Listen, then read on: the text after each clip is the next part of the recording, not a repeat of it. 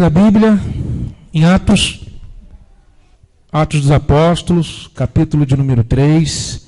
Vamos ler o finalzinho do capítulo 3 para poder a gente compreender o capítulo de número 4, que é o capítulo que nós vamos estar estudando.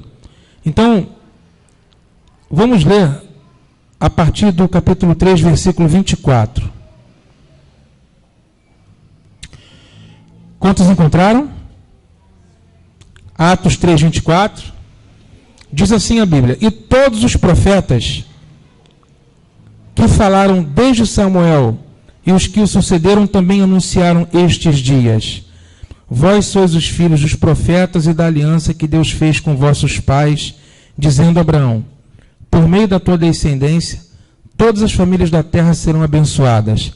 Deus ressuscitou seu servo e o enviou a vós, primeiramente para que vos abençoasse, desviando cada um de vós das vossas maldades. Capítulo 4 agora.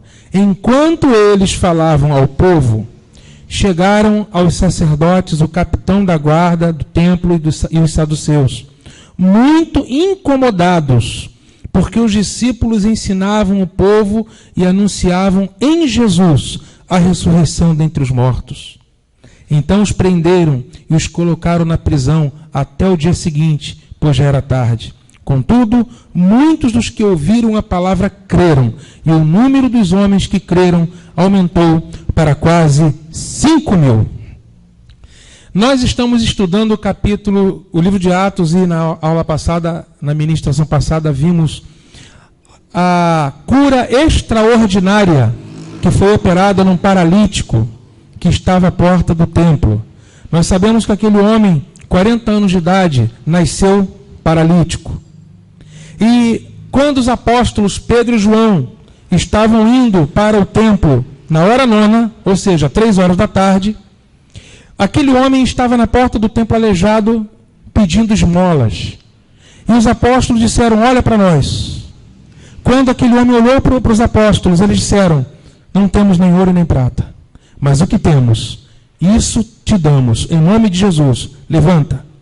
E diz a palavra que, tomando Pedro ele pela mão, ele se firmou, joelhos que não se dobravam passaram a se firmar, pés que não conseguiam ficar em pé ficaram firmes, e aquele homem de um salto começou a louvar a Deus. Diz a Bíblia que ele entrou no templo com Pedro e João, louvando a Deus, e todos viram que um milagre extraordinário Jesus Cristo tinha feito naquele dia através dos apóstolos. Todos se reuniram para ver aquele milagre, aquele sinal extraordinário. Imagine você, uma pessoa que você conhece há muitos anos, que está numa deficiência, numa paralisia, numa completa enfermidade, que a pessoa não pode se levantar. De repente, essa pessoa se levanta, anda, né? Quem não podia falar passa a falar, quem não podia enxergar passa a enxergar. Isso chama a atenção do povo. E aí então eles foram ver o que estava acontecendo. Quando Pedro ele se depara com aquele povo que veio ver o que estava acontecendo, Pedro então faz uma mensagem. Ele faz uma pregação ali, falando que não foi pelo poder dele, que não foi pela virtude dele que aquele sinal foi realizado, mas foi pela fé em nome de Jesus. E aí então a mensagem de Pedro se estende pelo capítulo 3, nós já vimos, e quando chega no capítulo 4, Pedro ainda está falando. Olha como começa o capítulo 4, gente.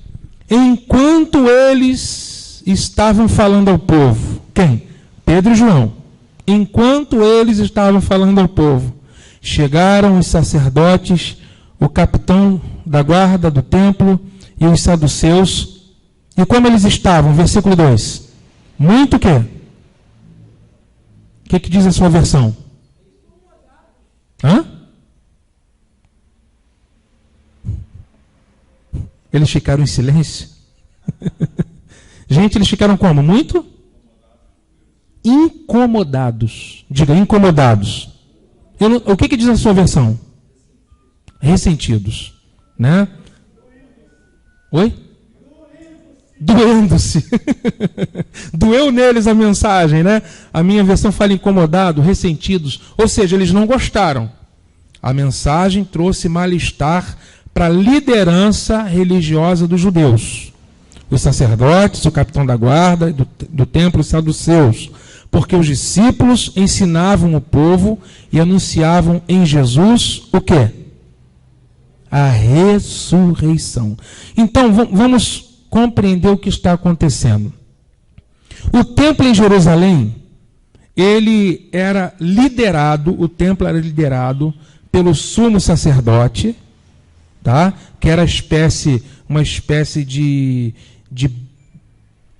papa da religião judaica. E é uma espécie de papa mesmo. Por quê? Porque da onde que o Papa católico tirou aquela mitra que ele bota na cabeça? Inspirado em quem? No sumo sacerdote do templo judaico, gente. Tá? Então, o sumo sacerdote inspirou o Papa católico. E detalhe, Papa significa pai, né? Pai.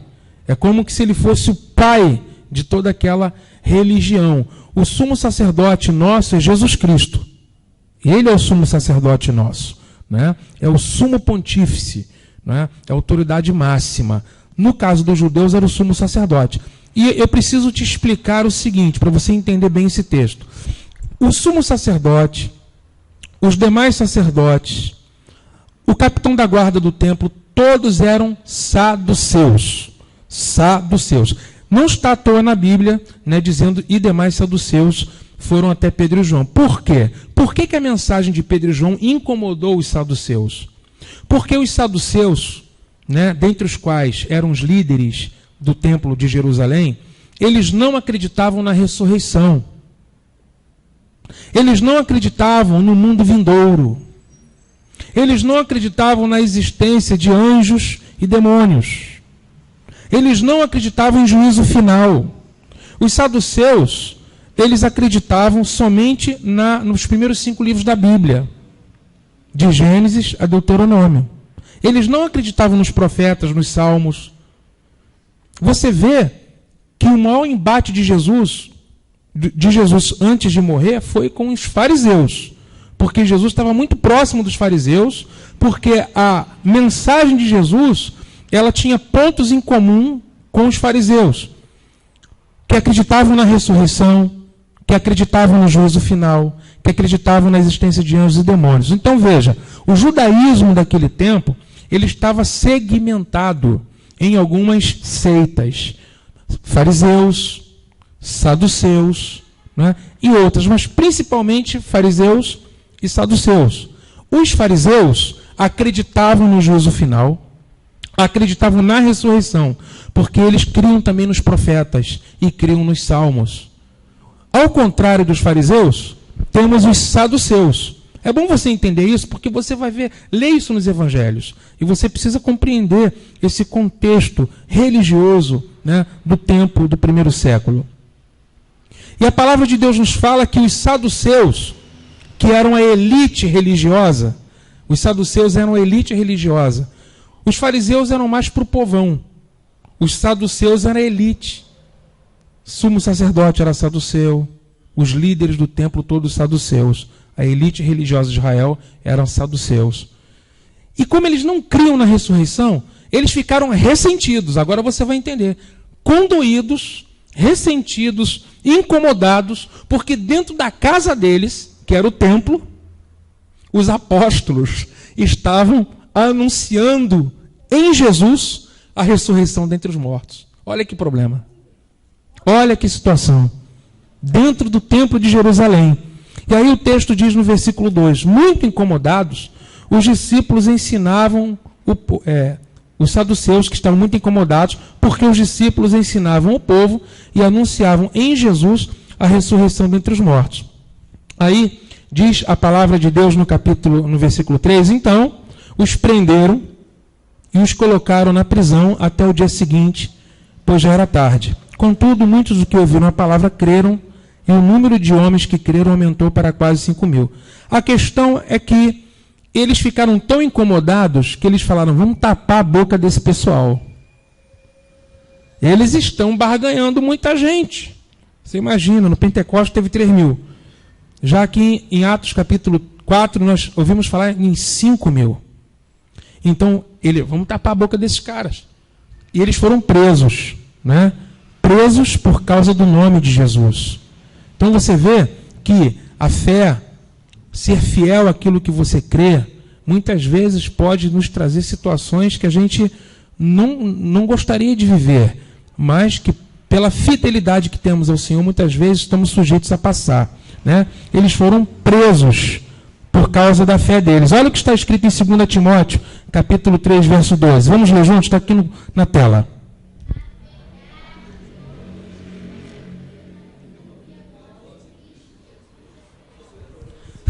Eu estou ouvindo a voz linda de uma menina, né? de uma adolescente, que está entrando na adolescência daqui a pouquinho, da Júlia. Né? A Júliazinha, né? Uma pré-adolescente.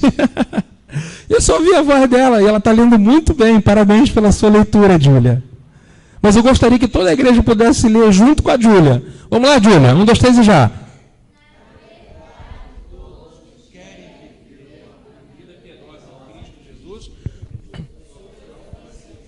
Todos que querem viver uma vida piedosa. O que é uma vida piedosa? Uma vida de fidelidade. Porque incomoda a gente. Incomoda. Ao longo do nosso estudo, nós vamos pensar de uma forma muito prática o que está acontecendo hoje no Brasil.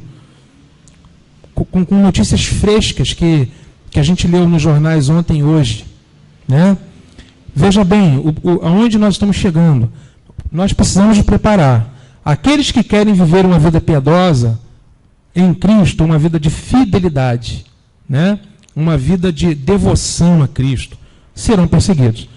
Quem pode abrir em Mateus capítulo 5, versículos 10 e 12? Mateus capítulo 5, versículos 10 a 12. Seria bom que os irmãos estivessem anotando esses textos, trazendo papel, caneta, para a gente poder fazer um estudo proveitoso, anotando todos os textos. Veja só o que está escrito. Sermão do Monte, Sermão das Bem-aventuranças. Jesus fala assim: bem-aventurados os perseguidos por causa da justiça, pois deles é o reino do céu. Bem-aventurados sois quando vos insultarem, perseguirem e mentindo, disserem todo mal contra vós por minha causa. Alegrai-vos e exultai, pois a vossa recompensa nos céus é grande, porque assim perseguiram os profetas que viveram antes de vós. Observa bem que Jesus está dizendo que quem é perseguido por causa da fé é bem-aventurado.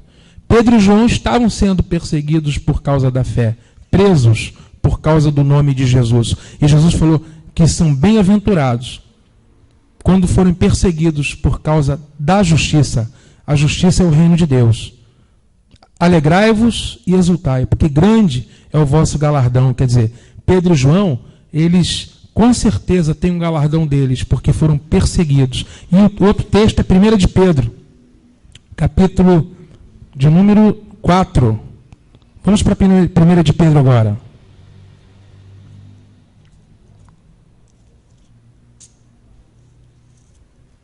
Pedir para o pastor Márcio ler, se tem algum microfone na mão.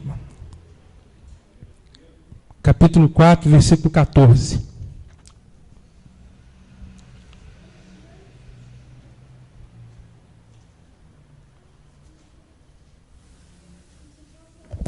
Primeira de Pedro, capítulo 4, versículo 14. Quem quer viver em Cristo com fidelidade, padece perseguição. A Bíblia fala isso em muitos lugares, em muitos versículos. Se sois insultados por causa do nome de Cristo, sois abençoados, porque sobre vós repousa o Espírito da glória, o Espírito de Deus. Continua até o 16. Mas nenhum de vós sofra como homicida, ladrão, praticante do mal, ou como quem se intromete em negócios alheios. Mas se sofrer como cristão, não se envergonhe disso. Pelo contrário, glorifique a Deus com esse nome. Amém, amados? O texto está falando que aqueles que querem viver em Cristo como servos fiéis, vida piedosa, serão perseguidos, sofrerão aflições. Nós precisamos entender que a palavra nos ensina. Isso é um ensino estabelecido na Bíblia. Você não encontra isso só num texto, em muitos textos falando a respeito dessa realidade. Então, voltando para Atos, Pedro e João, então, são presos. A Bíblia diz que são bem-aventurados porque estão sofrendo por causa do nome de Jesus, mas estão sofrendo, são presos. E capítulo 4, versículo 5 diz assim, vamos continuar, gente? Capítulo 4, versículo 5. No dia seguinte, reuniram-se em Jerusalém, as autoridades, os líderes religiosos e os escribas, e também o sumo sacerdote Anás, Caifás, João, Alexandre e todos os parentes do sumo sacerdote. Ele botou todo mundo na folha de pagamento do templo. Entendeu? Por que esses nomes estão aqui? Era porque ele colocou todos esses, estava na folha de pagamento do imperador de Roma. Né? Tipo assim, cabide de emprego. Né? Por isso que eles aparecem aqui, porque só pode ter um sumo sacerdote. Aí diz sumo sacerdote Anás, Caifás, João, Alexandre, e todos os parentes dele, todo mundo ali mamando, né? Em Roma. Não, olha, em São Gonçalo isso não existe. Em São Gonçalo isso não existe, só no primeiro século. E colocando-os diante de si, perguntaram-lhes, com que poder ou em nome de quem fizestes isso? Veja, as autoridades estão perguntando para Pedro, com que poder ou em nome de quem? Quem te mandou fazer isso que você fez? Né? Eles não estão vendo o benefício que foi feito. Um aleijado foi curado. Não. Eles ficaram interrogando, com que autoridade vocês fizeram isso? E aí então, o apóstolo Pedro, versículo 8, cheio do Espírito Santo, lhes disse, autoridades do povo e vós religiosos, se hoje somos questionados acerca do benefício feito a um doente e pelo modo como foi curado, seja do conhecimento de todos vós e de todo o povo de Israel que, em nome de Jesus Cristo, o Nazareno, aquele a quem crucificastes e a quem Deus ressuscitou dentre os mortos, sim, por meio desse nome, esse homem está com boa saúde diante de todos vós.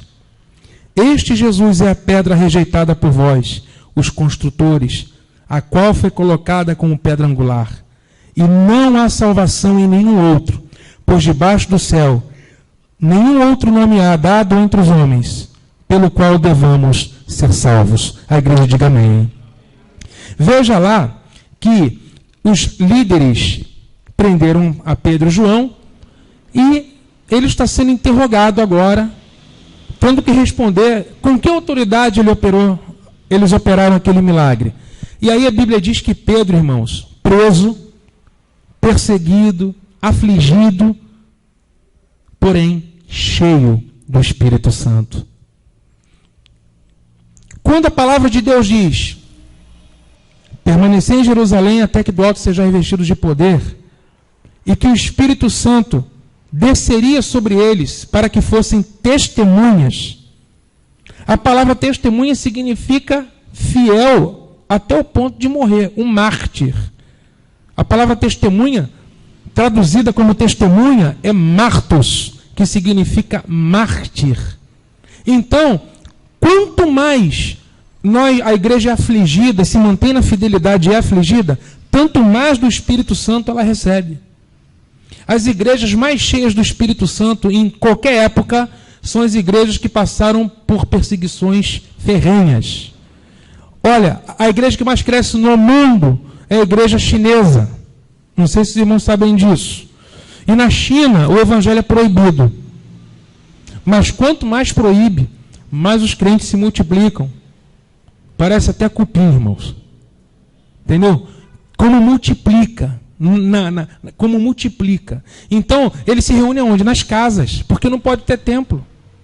Lá eles não estão preocupados com a PLC 122. Tá? Lá eles não têm autorização para funcionar. Quem se reúne como crente é preso, é torturado. Eu vou trazer aqui, num desses estudos, a gente vai ter uma aula de vídeo, né? A igreja perseguida no mundo, um vídeo sobre a igreja sofredora. Vai nos mostrar lugares onde não existe Bíblia, mas existem crentes cheios do Espírito Santo, sabe? No meu blog Evangelho do Reino, eu coloquei um vídeo da Bíblia, a Bíblia sendo traduzida para uma das tribos lá da Indonésia, a festa que eles fizeram quando receberam a Bíblia, gente. Que coisa linda, fiquei emocionado de ver, sabe? Os Quimiaus, é uma tribo que foi evangelizada e hoje deixaram o paganismo, estão todos servindo a Cristo. Quanto mais perseguidos, mais cheios do Espírito Santo, né? Porque não tem jeito, você tem que confiar em Deus. E Pedro estava cheio do Espírito, ele disse: autoridade do povo, hoje somos questionados acerca do benefício feito a um doente e pelo modo como foi curado. Seja do vosso conhecimento e de todos vós, que foi o nome de Jesus Cristo, a quem crucificastes e a quem Deus ressuscitou. Por meio desse nome, esse homem está com boa saúde diante de todos vós. Você vê aquele Pedro que estava abatido, havia negado Jesus, o Pedro que estava com medo de confessar o nome de Jesus, aquele Pedro já não existe mais. Agora nós estamos diante de um Pedro ousado, de um Pedro cheio de autoridade espiritual, de um Pedro que não tem a vida como preciosa, mas de um Pedro que quer testemunhar do seu Salvador, do seu Senhor. Isso nos mostra, gente, que o poder do Espírito Santo pode mudar a vida de cada um de nós. A nossa fraqueza pode ser convertida em força, sabe? O nosso medo pode ser convertido em coragem, desde que o Espírito Santo nos encha. Deus pode pegar aqui nessa congregação aquele irmãozinho que até o dia de hoje ninguém dava nada por ele, produzia fruto nenhum, tinha muito mais evidência de uma vida velha do que de uma vida nova. Mas eu tenho uma boa notícia para você: o poder do Espírito Santo pode transformar cada um de nós, inclusive você, meu irmão e minha irmã, sabe, numa pessoa muito frutífera e cheia de ousadia e de autoridade. Pedro, cheio do Espírito Santo, diga assim, cheio do Espírito Santo, ele começa a falar. Olha que interessante o texto que eu coloco aqui na tela, Lucas 12, Jesus falando para os seus discípulos, 12 e 11, quando vos levarem às sinagogas, aos magistrados e às autoridades, não vos preocupeis com o que haveis de responder, nem com o que haveis de dizer. Deixa eu ver se o versículo 12 está aqui. Ah lá, versículo 12. Porque o Espírito Santo vos ensinará na mesma hora o que haveis de dizer. Não foi um discurso decorado, mas porque ele estava sofrendo por causa do Evangelho. O Espírito Santo o encheu, e diante das autoridades, aquele homem cheio de fé e do Espírito Santo começou a testemunhar de Cristo, sem nenhuma preocupação do que seria da vida dele depois daquela mensagem. E aí ele disse, olha, esse Jesus é a pedra rejeitada. Olha o versículo 11. Esse Jesus é a pedra rejeitada por vós, os construtores. Esse é o Salmo 118, versículo 22. Pedro cita o Salmo dizendo, a pedra que os construtores rejeitaram, Deus a fez como pedra angular. A pedra angular é a pedra principal de uma construção. Os construtores são os líderes de Israel, os religiosos. A pedra que eles rejeitaram, Deus coloca como pedra principal e alicerce do edifício espiritual que Deus está edificando. E não há salvação em nenhum outro, pois debaixo do céu não há outro nome pelo qual devemos ser salvos. É apenas através de Jesus. Amém, amados? Não é por Maria, não é por José e não é por nenhum outro nome. É apenas pelo nome de Jesus. Amém, queridos? Então é o Espírito Santo que fortalece. Versículo 13. Observando a coragem de Pedro e de João, e percebendo, a tua versão diz que eram homens iletrados. Quem tem a versão que fala homens iletrados? Olha, muita gente. Homens iletrados. Essa tradução, ela não é a melhor. Tá? A nossa tradução, fala, Márcio, o que está na nossa tradução? Observando a coragem de Pedro e João e percebendo que eram o quê? Homens simples e sem erudição. Iletrados eles não eram, porque eles citam o Antigo Testamento o tempo todo. Eles leem a palavra, eles não são homens iletrados, mas eles não têm erudição. Existe diferença, gente, entre ser iletrado e não ter erudição? O que vocês acham? Tem diferença? Sim ou não? Tem. A pessoa pode ser não ter erudição, né? Mas conhecer as letras, ou seja, saber ler. O texto não está dizendo que Pedro e João eram analfabetos, porque eles citam os Salmos, eles citam o Antigo Testamento, eles leem a palavra, mas eles só não eram doutores na lei, compreendeu? Eles não eram membros do Sinédrio, eles não eram elite. Percebendo que eram homens simples e sem erudição, eles se admiravam e reconheceram que eles haviam convivido com Jesus. Olha que maravilha!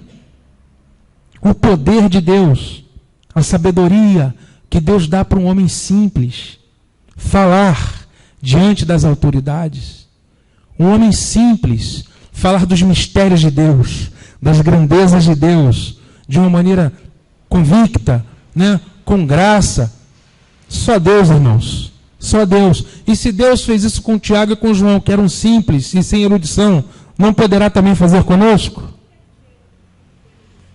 Erudição é quando a pessoa, por exemplo, é versado, né, nas literaturas, em todas as línguas clássicas, domina muitos idiomas, compreendeu? Por exemplo, o que seria uma pessoa erudita hoje no Brasil? Né? Por exemplo, uma pessoa que lê os Lusíadas de Camões. É um erudito, né? Fala francês, inglês, alemão, fala o português, além do português fala mais umas 10 línguas, né? Domina grego, domina hebraico, entendeu? Erudito nas línguas, na literatura, né? Nas ciências, muito estudado, na filosofia e tudo mais. Então esse é um erudito, né? Aquelas pessoas que falam muito difícil, né? Linguagem muito rebuscada, né? São eruditas. Pedro e João não eram eruditos. Eles eram homens simples, né? Sabiam assim o ABC, né? O arroz com feijão. Entendeu? Mas o Espírito Santo pegou homens, né? Olha, gente, outro dia alguém falou assim: quem sou eu para Deus me levar à perfeição? Eu sou um simples comedor de feijão. Ué, um comedor de feijão, né, desde que Cristo habite dentro dele, pode alcançar a perfeição, né? Pode alcançar a plenitude de Deus. Então, eles observaram que Pedro e João tinham convivido com quem? Com Jesus, claro. Só pode, não é? Com essa intrepidez toda, com essa ousadia, com essa sabedoria, não é? Então é convivendo com Jesus, irmãos, que nós vamos adquirindo sabedoria, coragem, intrepidez, andando com Ele.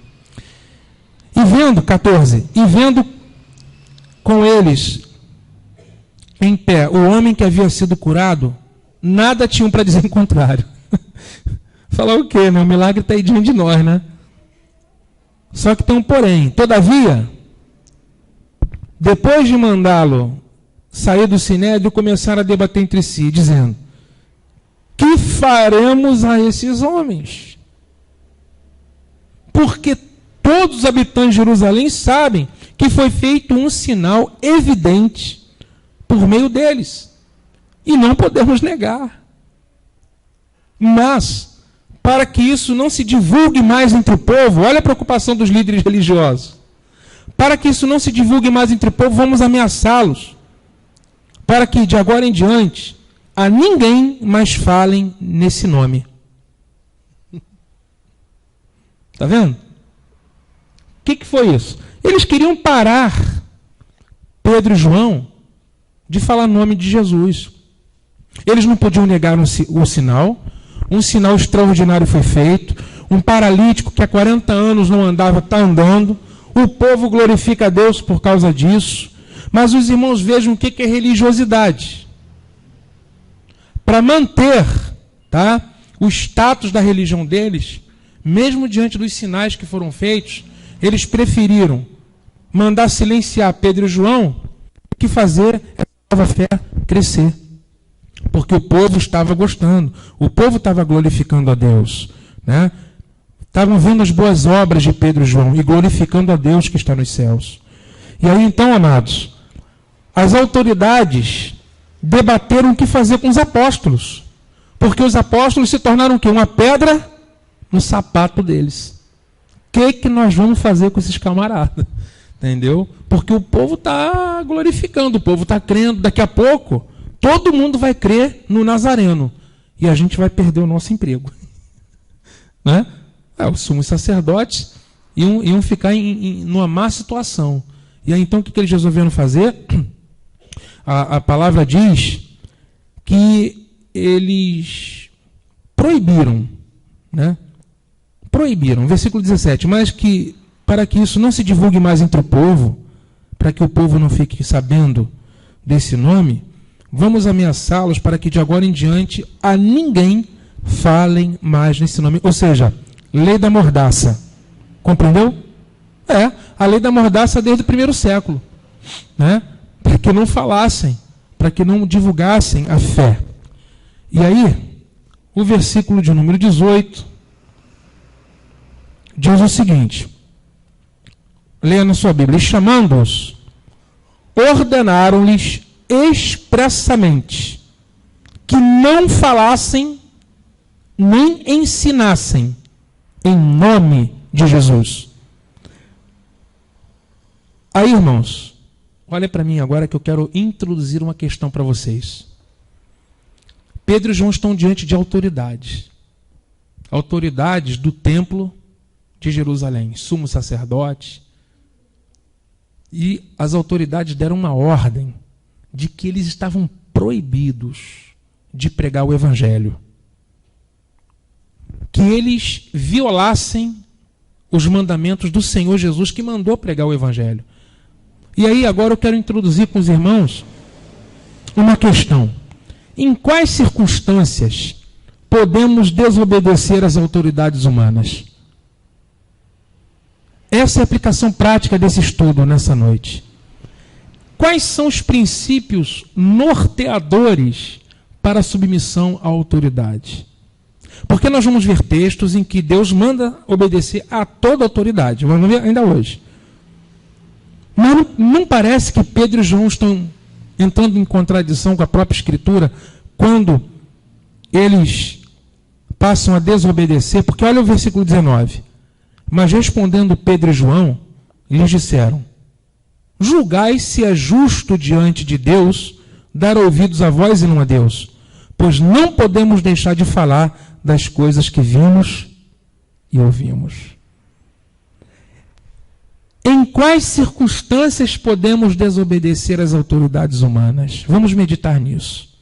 Quais são os princípios norteadores para a submissão à autoridade? Então vamos começar a pensar nisso, e nosso estudo vai girar em torno dessa questão até a gente chegar na PLC 122. Amém, irmãos? Vamos começar a analisar isso e trazendo para a nossa realidade, pegando do primeiro século e mostrando a relevância desse texto nos dias atuais. Então vamos lá, princípios norteadores para a submissão às autoridades. Primeiro, vamos ver os níveis de autoridade que existem. Existe um nível de autoridade que eu vou chamar de autoridade absoluta. Essa autoridade é inquestionável por ser absoluta. Essa autoridade não é temporal, ela é eterna. E somente Deus tem essa autoridade. Autoridade suprema, autoridade absoluta, autoridade eterna. Pertence a Deus que se assenta no trono e ao Cordeiro. Amém, irmãos? Somente a Ele, toda autoridade. A Ele pertence a autoridade. E ao seu Filho, porque o Filho disse, toda autoridade me foi dada no céu e na terra. Então, essa é a autoridade suprema, a autoridade de Deus. Mas existem as autoridades relativas, porque são as autoridades estabelecidas por Deus. E essas autoridades são também chamadas de autoridades delegadas. Aliás, vale até a pena pensar nisso. O que é um delegado de polícia? É alguém, é um profissional que recebeu o quê? A incumbência de agir em nome da lei, do Estado e das forças de segurança. Por isso ele é delegado. Ou seja, o Estado o investiu de autoridade. Então ele representa. Mas ele não é autoridade, ele representa a autoridade. Então é autoridade. Mas ele recebeu por delegação. Então existe autoridade absoluta, suprema, que é Deus. E existem as autoridades relativas, as autoridades delegadas, as estabelecidas por Deus. Quais são elas? Elas existem em todos os níveis da vida, né? Existem autoridades espirituais, existem autoridades na família, existem autoridades seculares. Por exemplo, vamos abrir rapidamente nossa Bíblia para a gente dar uma olhadela rápida nessas autoridades. Primeiro, a autoridade espiritual. Hebreus capítulo 13. E no versículo 17.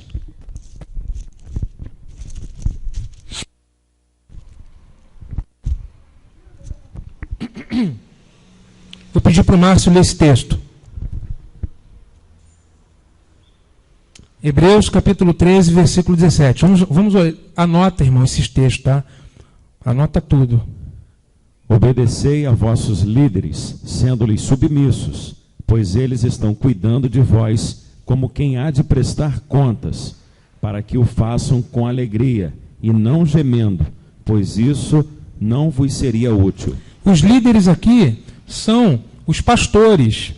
O apóstolo está escrevendo para a igreja, dizendo que a igreja deve obedecer aos seus líderes. Existem versões que falam guias, né? Obedecer a vossos guias. Quem tem essa versão? Vossos guias. Guias aí é quem conduz, né? Quem conduz o rebanho, os pastores. Então, obedecei. Então você vê que esse tipo de autoridade é autoridade delegada, é uma autoridade espiritual. Então você tem pastores, você tem líderes na igreja, são autoridades para conduzir o rebanho, para direcionar o rebanho dentro da vontade de Deus, dentro da palavra. E somente dentro da palavra de Deus, né? Não é por capricho que se conduz, mas é sempre pela palavra de Deus. Então, obedecer os vossos líderes, pastores. Então, o primeiro nível de autoridade são os pastores. Não primeiro nível em ordem, mas que eu estou citando. Dentro da família, existe autoridade? Existe, né? Efésios capítulo 6. Efésios capítulo 6, versículo 1 a 3. Olha como os filhos devem obedecer seus pais. Filhos, sejam obedientes a vossos pais no Senhor, pois isso é justo. Honra teu pai e tua mãe. Esse é o primeiro mandamento com promessa, para que vivas bem e tenha vida longa sobre a terra. Então, os pais são autoridades sobre os filhos, certo? Se você for ver no capítulo 5 de Efésios, você pode até anotar, 5, de 22 a 31. Diz que os maridos são autoridades sobre suas esposas. Efésios 5, de 21 a 31. Autoridades dentro da família. Autoridades na igreja. Efésios 5, 21 em diante. E nós temos Efésios 6, autoridade dos pais. Se nós formos lendo o versículo, capítulo 6, você vai ver até patrões empregados, olha. Aqui fala escravos, obedecer a vossos senhores. É porque naquela época tinha escravidão. Mas hoje nós podemos ler que os empregados, os funcionários, sejam submissos aos seus patrões. Estão entendendo, gente, o que eu quero dizer? Em todas as esferas da vida existe autoridade, né? Quando eu entro na casa de qualquer irmão, eu me submeto à autoridade do chefe da casa. Entendeu? Com certeza, porque onde eu estiver, eu sei que a autoridade, dentro da escola ao diretor, dentro da sala de aula ao professor, na igreja ao pastor, os pastores, não é? Na cidade, ao prefeito, não é isso? A autoridade. Abre em Romanos, capítulo 13. Romanos, capítulo 13. Fala também da submissão a toda autoridade. Toda autoridade. Vou pedir para o Márcio ler na versão Almeida, século 21. Todos devem sujeitar-se às autoridades do governo, pois não há autoridade que não venha de Deus, e as que existem foram ordenadas por Ele. Continua até o 6. Por isso, quem recusa sujeitar-se à autoridade opõe-se à ordem de Deus, e os que fazem isto trarão condenação sobre si mesmo, porque os governantes não são motivo de temor para os que fazem o bem, mas sim para os que fazem o mal. Não quereis temer a autoridade? Faze o bem, e receberás o louvor dela, porque ela é serva de Deus para o teu bem. Mas se fizeres o mal, teme, pois não é sem razão que ela traz a espada, pois é serva de Deus, e agente da punição de ira contra quem pratica o mal. Por isso é necessário sujeitar-se a ela, não somente por causa da ira, mas também por causa da consciência. Por esta razão, também pagais impostos, porque eles são servos de Deus, para atenderem a isso. E o versículo 7, continua. O 7. Dai a cada um o que lhe é devido, a quem tributo, tributo, a quem imposto, imposto, a quem temor, temor, a quem honra, honra. Amém, irmãos? Vocês estão entendendo que esse texto fala da submissão e da obediência à autoridade. E nesse contexto aqui de Romanos 13, está falando das autoridades seculares. Está falando que a gente tem que ser submisso à autoridade dos governantes, do presidente da República.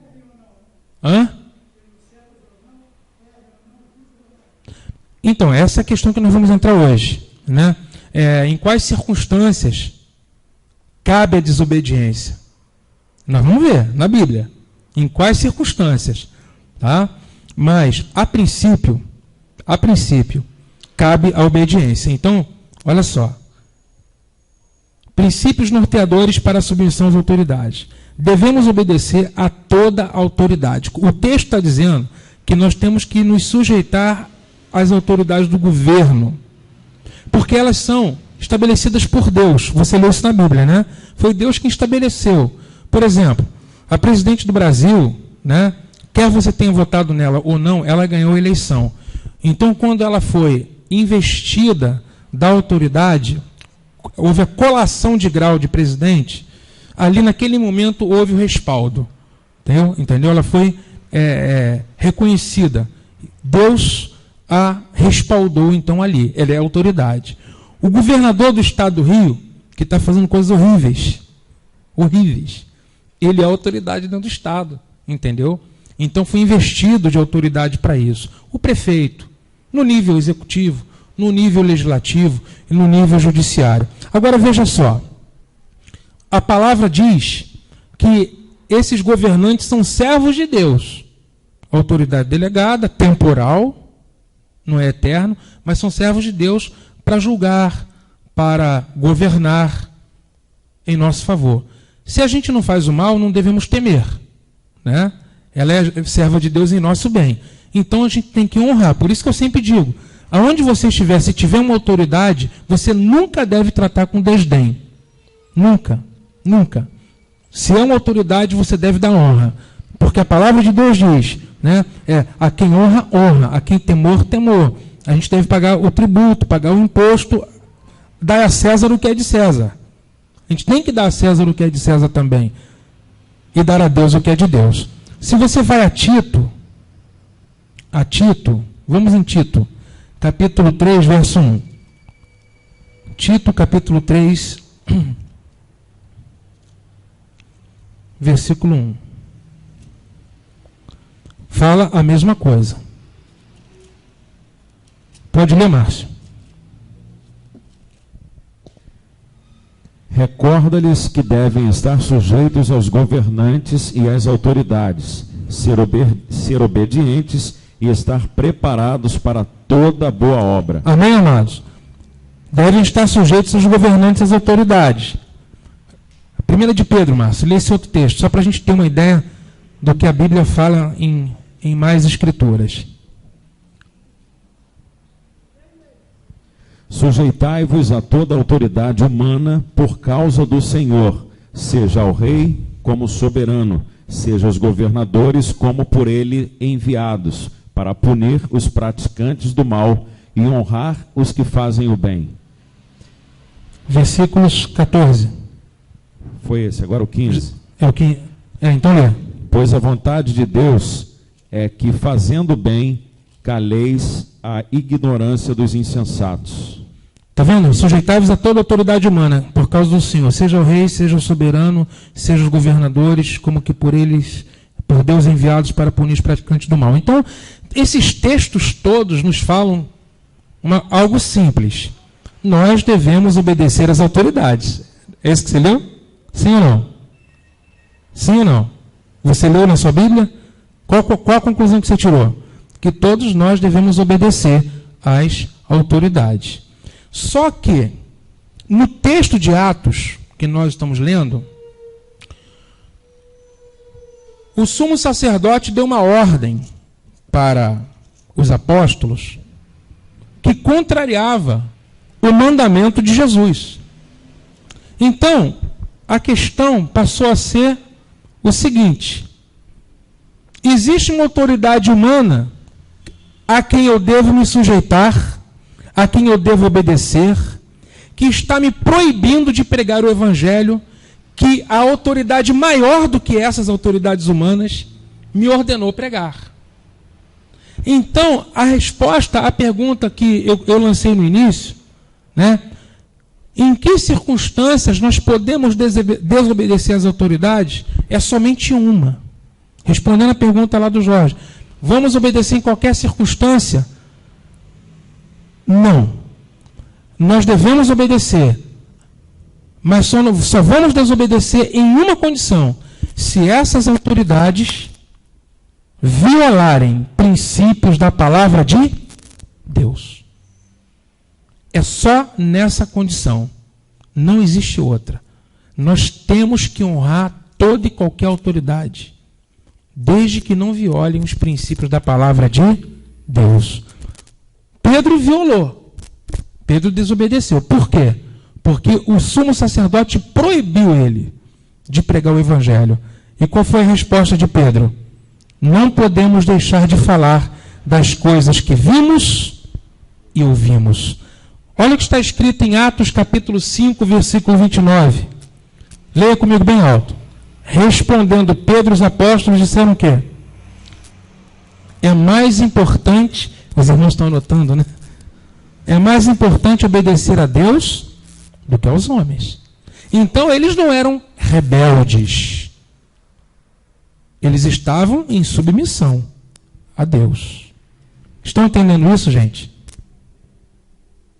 Nós só podemos desobedecer se for violação de princípios bíblicos, de princípios da palavra de Deus. Eu quero dar 2 exemplos de pessoas de Deus que, diante de uma ordem de uma autoridade que violava os princípios da palavra, foram punidos por isso, mas não obedeceram. Primeiro exemplo está aqui, Daniel capítulo 3, versículo 15. O rei da Babilônia, está lá em Daniel 3, o rei Nabucodonosor, ele ordenou que em todo o império de Babilônia se prostrasse diante da imagem do imperador. Quantos sabem disso? Quantos sabem disso? Houve uma ordem da autoridade que se prostrem, que queimem incenso, que prestem honra à autoridade do governador através da sua imagem. Quando os apóstolos, quando João fala da imagem da besta, tá? Durante todos os séculos sempre houve a imagem da besta. Compreendeu? Lá no tempo de Daniel, a imagem da besta era a própria imagem do imperador, que reclamava adoração para si. Só que tinham no Império de Babilônia 3 hebreus, Sadraque, Mesaque e Abednego, que se recusaram a adorar a imagem de escultura. Estavam diante de um decreto do imperador, diante de uma ordem, mas eles se recusaram a obedecer um decreto que violasse princípios da palavra de Deus. Estão entendendo? E aí o que aconteceu? O imperador mandou com que eles fossem lançados numa fornalha de fogo. Acho que os irmãos não conhecem esse texto não, né? Hã? Abre lá em Daniel, capítulo 3. A gente tem tempo. Pode abrir. Vale a pena. Daniel, capítulo 3. Versículo 15 em diante.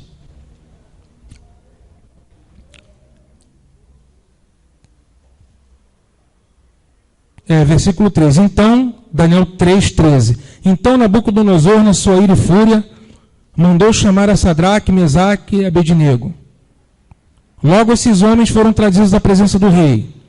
Nabucodonosor lhes dirigiu a palavra e disse: Ó Sadraque, Mesaque e Abednego, é verdade que não cultuais a meus deuses, nem adorais a estátua de ouro que levantei?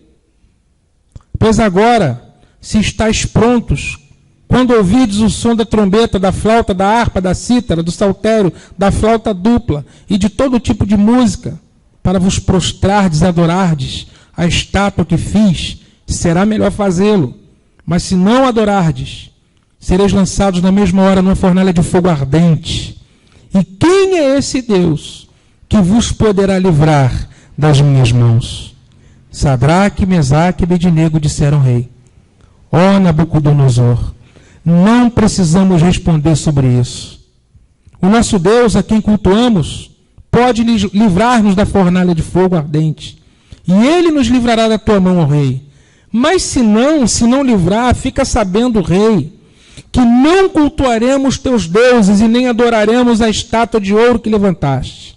Olha que determinação, irmãos, em não se prostrar diante de um decreto que viola a palavra de Deus. Verso 19. Então Nabucodonosor ficou com tanta raiva que seu rosto mudou. Igual o sumo sacerdote, né? Ressentido, sabe? Por causa da determinação da obediência. Por causa de Sadraque, Mesaque e Abednego. E deu ordem para que se aquecesse a fornalha. Quantas vezes, irmãos? 7 vezes mais. Estava a 200 graus. Foi para quanto? Para 1.400 graus. E ordenou alguns guerreiros do seu exército que amarrassem a Sadraque, Mesaque e Abednego e os lançassem na fornalha de fogo ardente. Então eles foram amarrados, vestidos de seus mantos, suas túnicas, seus turbantes e demais roupas, e foram lançados na fornalha de fogo ardente. Se você for ler lá no versículo de número 24, diz assim: então o rei ficou impressionado. Não, versículo 22. A ordem do rei era tão urgente, a fornalha estava tão quente. Diga assim: a fornalha estava tão quente que a chama do fogo matou os homens que carregavam Sadraque, Mesaque e Abednego.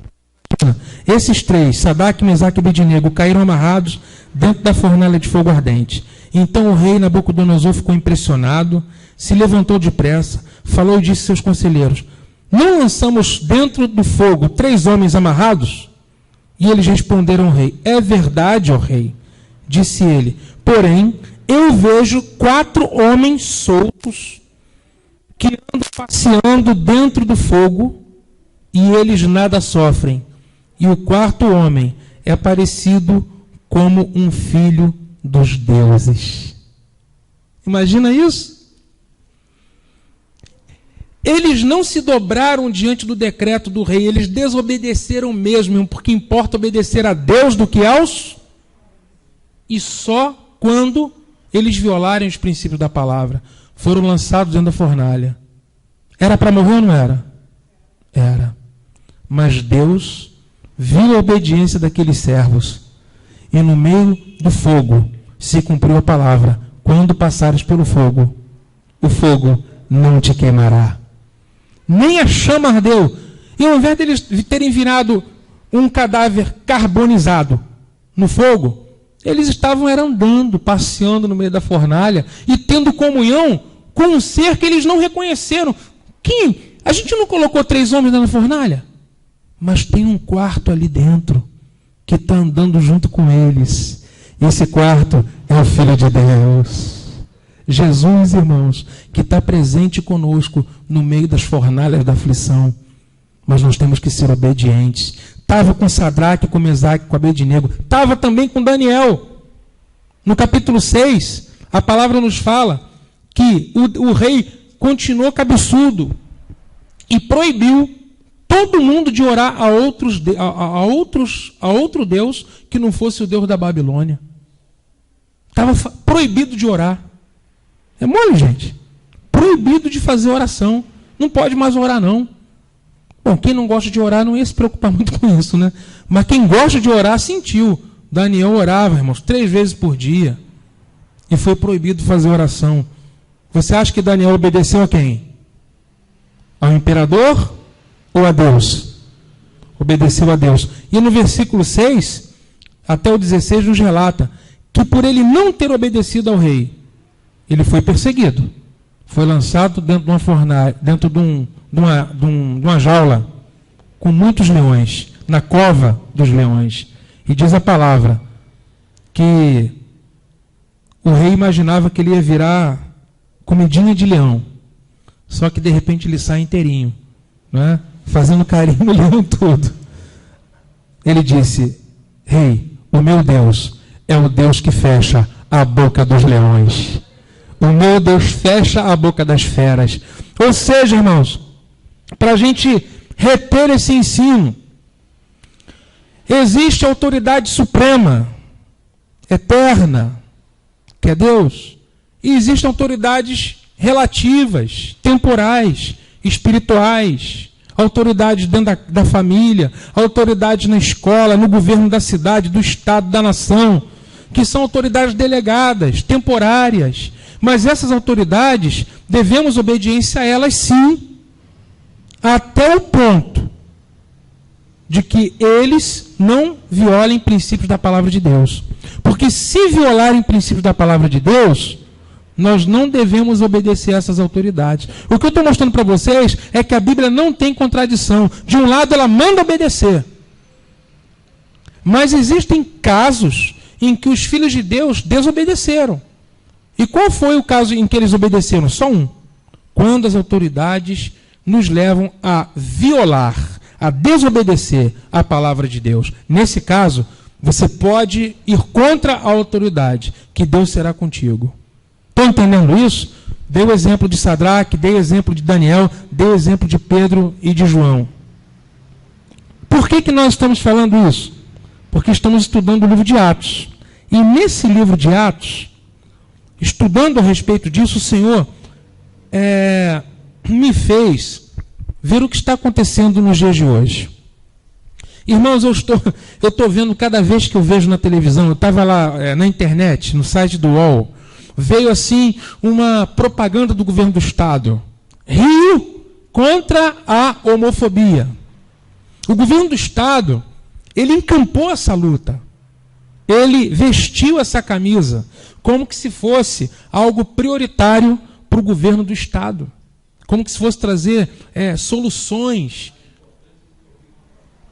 Ou Rio contra a dengue, ou Rio contra a fome. Ele encampou Rio contra a homofobia, dizendo que a homofobia não combina com a cidade maravilhosa. Agora vocês veem, resolução do seu governador.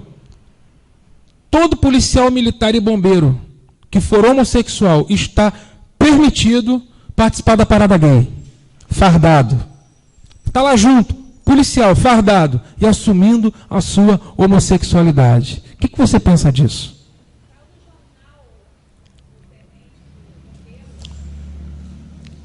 O tenente do Corpo de Bombeiros assumindo a homossexualidade. Beijando. Meu Deus. Está vendo? O Supremo Tribunal Federal aprovou a resolução de que um casal, isso inclusive é pedido do governador, de que casais homossexuais pudessem partilhar de pensão, né? Isso agora é reconhecido, gente, sabe, de pensão, de plano de saúde, colocar como dependente em plano de saúde, como se fosse um casal heterossexual normal. Tudo isso é uma pressão. Lá estava o seu governador cumprimentando, né, o líder da LGBT, cumprimentando, sabe, dizendo que já tinham 100 mil assinaturas. É uma maneira de pressionar o Congresso Nacional. Irmãos, eu vejo que nós estamos muito perto, porque essa luta não é simplesmente por uma liberdade de expressão, é uma batalha contra a palavra de Deus, é uma luta contra o reino de Deus. O único livro que fala abertamente contra o homossexualismo, que é reconhecido em todo mundo, se chama Bíblia Sagrada. Nas páginas da Bíblia, o homossexualismo ele é combatido não como uma fraqueza, mas como um pecado humano. Um pecado contra Deus, que fez homem e mulher. Deus não fez meio termo, Deus fez homem e Deus fez mulher. É uma batalha contra a família, contra a fé. E o que acontece, e que eu vejo assim, que isso vai acontecer, se nós não orarmos muito, é que nós teremos que participar de uma situação como Pedro e João. Vem o rei, o presidente, o governador, e diz: é crime você expressar uma opinião contra o homossexual, é crime. Ele disse que se lavre ocorrência e que se coloque o motivo, homofobia, e que se dê queixa em delegacia. Isso significa, irmãos, o seguinte, que se essa lei realmente for aprovada, porque todo o cenário para que ela seja aprovada está sendo desenhado aí. É o governador que encampou essa luta, é o Supremo que aprovou. Daqui a pouco, sabe o que vai acontecer? E nós não vamos poder fazer nada. Não é? Porque se fizermos, vamos ser presos. Se entrar aqui um casal de lésbicas, por exemplo, né, e demonstrarem homoafetividade, é o termo que eles usam, em outras palavras, começarem a se beijar aqui dentro, coisa que nem casais casados a gente vê fazer, porque se fizessem não haveria problema, que são casais casados. Agora, ninguém aqui quer ficar externando sua afetividade de forma intensa aqui dentro, porque temos bom senso, né? Não é verdade, gente? Porque temos bom senso, mas eles vão fazer para provocar. Eles vão entrar, né, nas igrejas, porque já estão fazendo isso nas praças, estão fazendo isso nos ônibus, estão fazendo isso em restaurantes. Dono de restaurante que pede, por favor, que não se faça isso, entendeu? Eles vão bater na mesa e dizer: isso é homofobia. O que dizer da igreja? Naquela novela Revolução, né, do SBT, né? É verdade. Irmãos, vocês estão percebendo que a gente está vivendo a Sodoma. Nós estamos vivendo a sodomia. E aí a igreja, ela tem a ordem de Deus: não vos conformeis a esse mundo. Ou a igreja vai se ajustar e mudar a sua teologia, dizendo que os tempos são outros, para se ajustar à lei, para poder permanecer com portas abertas, ou ela vai abraçar a palavra de Deus e dizer: antes obedecer a Deus do que aos homens. Vamos ser perseguidos por causa da justiça. Vocês estão entendendo?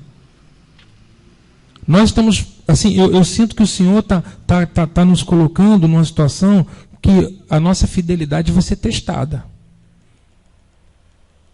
Ou a gente vai viver uma vida de piedade, piedosa, de justiça mesmo, ou a gente vai fazer parte desse sistema, desse mundo. A amizade do mundo é inimizade contra Deus. Se a gente fechar com o mundo, a gente é reprovado para o reino de Deus. É uma batalha contra a família, gente. Contra a família. É uma batalha contra a palavra de Deus, contra o cristianismo. Uma advogada lésbica nos Estados Unidos profetizou pelo espírito de Satanás que essa batalha para a validação dos direitos do homossexual seria uma batalha para extirpar o cristianismo para acabar com a religião cristã da face da terra. Porque eles sabem muito bem que o único instrumento capaz de renovar, transformar a vida das pessoas é a palavra de Deus. E nesse livro nós temos Deus revelando que essa prática é pecaminosa. E eles querem que a gente se cale, é a mordaça. Proibidos de falar em nome de Jesus. É a mordaça que eles querem colocar dentro da gente.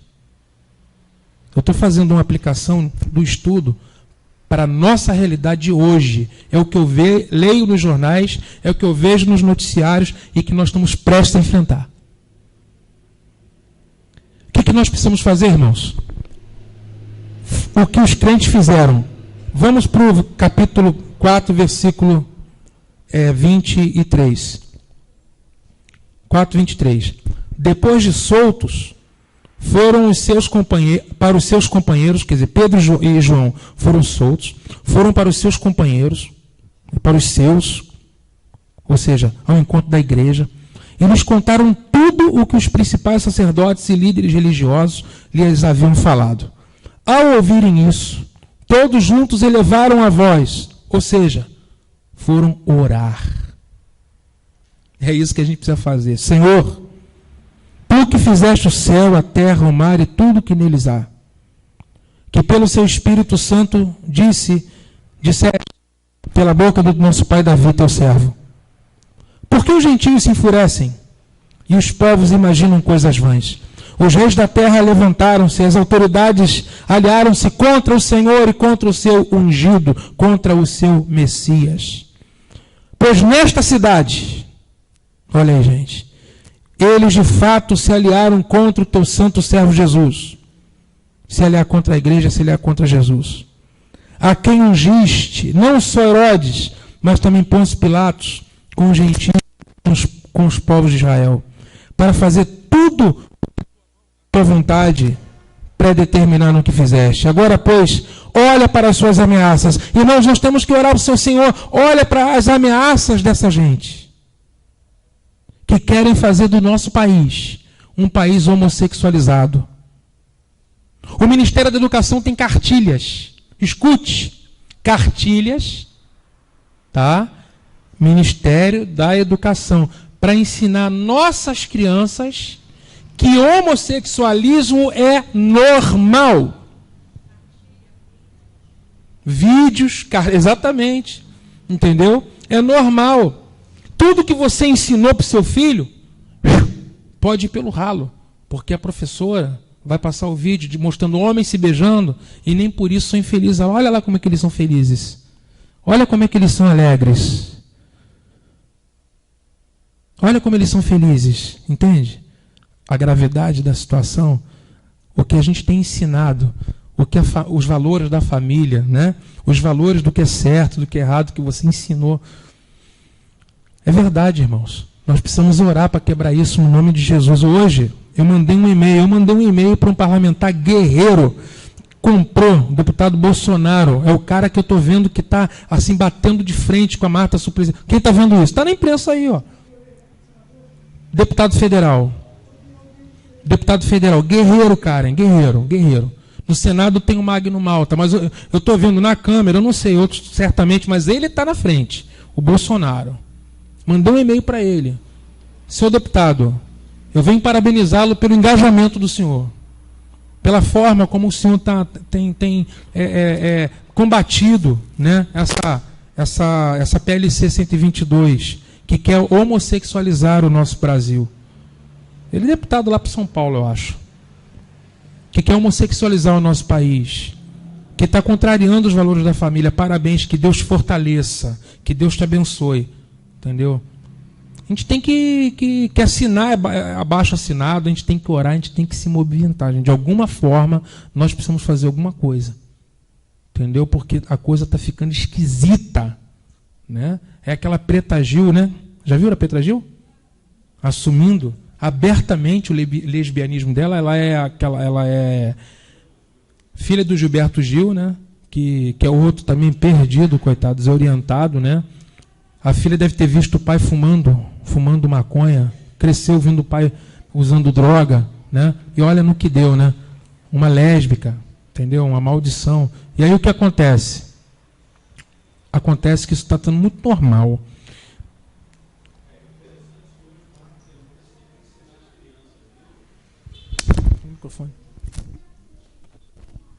Hoje, mais do que nunca, tem que se ensinar os filhos, né? Ensinar a criança no caminho que deve andar, naquilo que é certo, né? Naquilo que a palavra, né, nos ensina, coloca como que é verdade e o que é mentira, porque se não ensinar a verdade, o mundo vai ensinar a mentira. Como você está falando, nas escolas vão ser ensinados isso aí. Então, se a criança chegar sem nenhum conceito do que é verdade, então ela vai assumir todas essas coisas aí como verdade. Aí vai ficar difícil de corrigir depois, né? É verdade. É verdade, irmãos. Então, a igreja orou. Senhor, olha para as suas ameaças. Olha o verso 29. Concede a teus servos que falem tua palavra com toda coragem, enquanto estendes a mão para curar e para realizar sinais e feitos extraordinários, pelo nome do teu santo servo Jesus. E quando terminaram de orar, o lugar que estavam reunidos tremeu. Todos ficaram cheios do Espírito Santo e passaram a anunciar com coragem a palavra de Deus. Então, a igreja orou, a igreja intercedeu, a igreja entendeu, né, que aquela perseguição aos apóstolos, na verdade, era perseguição contra Deus e contra seu ungido. Eles oraram para que a igreja tivesse ousadia e sinais. Eu gostaria, irmãos, que a gente pudesse estar orando para que os deputados da bancada evangélica realmente não se omitissem nessa hora. Que aqueles que têm dúvida, que não são de uma bancada evangélica, mas que são parlamentares, que estão em cima do muro, com medo de perder voto, de assumir uma postura, porque se os deputados estão apoiando é porque... Entendeu? Porque é política, aí quer dizer, conveniência política, né? Nessa hora não pode ter esse negócio não, tem que ser princípio, viver por princípio. Gostaria que a gente pudesse estar orando para que Deus fortalecesse e desse vitória, gente. Vamos orar, gente? Não sei se vocês estão preocupados com isso, mas eu estou muito preocupado. Isso de respeito à minha vida, de respeito à sua vida, de respeito à vida dos seus filhos, dos meus filhos, dos netos, dos irmãos. Isso de respeito às gerações futuras. Nós vamos orar, gente? Vamos fazer como a igreja de Atos.